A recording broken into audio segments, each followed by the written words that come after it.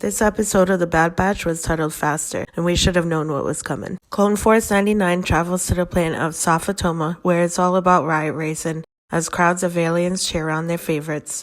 Similar to pod racing on Tatooine, riot racing incorporates more dangerous tunnels, obstacles, and many death traps along the way, with the ability to shoot other racers, unlike the Phantom Menace, where this was the only shooting tolerated.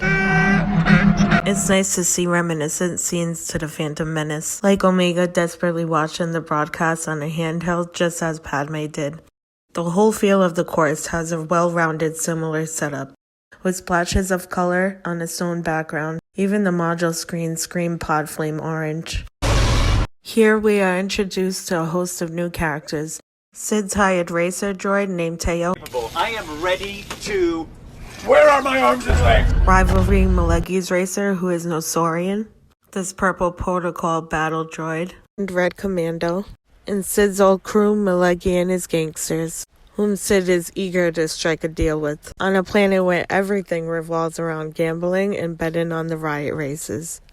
Sid makes an unfair bet with Malegi. Life ain't fair. We've seen Sid's dealings with shady characters before, forcing Clone Force 99 to step in. The same happens here when Sid is held hostage. As we learn more about Sid's dark past, there is a likely foreshadow of her betrayal of the Bad Batch this season. Malegi has a conversation with her, stating she hasn't changed her old ways, while she insists she's a different being. Money. Sid's uncomfortable state and her responses and facial expressions seem as though she's trying to convince herself. I think she has a soft spot for her new team and wouldn't sell them out maliciously, but maybe she will if the price is too good or too bad to refuse.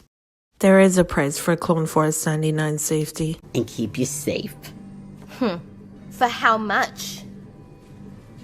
Do you think they're okay? They better be for what this job's paying. You figure something out before you see my ugly side. You all don't realize who you're dealing with. Tech seems to be the only one who's recognized the high probability of Sid's betrayal. Found her. Malegi gives a final warning that Sid is not to be trusted to watch their backs. Sid is in the perfect position to give them up whenever she needs to. You fellas must be pretty valuable. Don't worry. I'm good with secrets. On a positive note, Tech receives some much-needed love in his character development, as he is another main focus in this episode. Teo is out of commission, and Tech is the only one who can make those last-minute calculations needed to operate the pods. It's funny how he had a slow start just like Anakin had. He even makes a much-needed pit stop with the pit droids.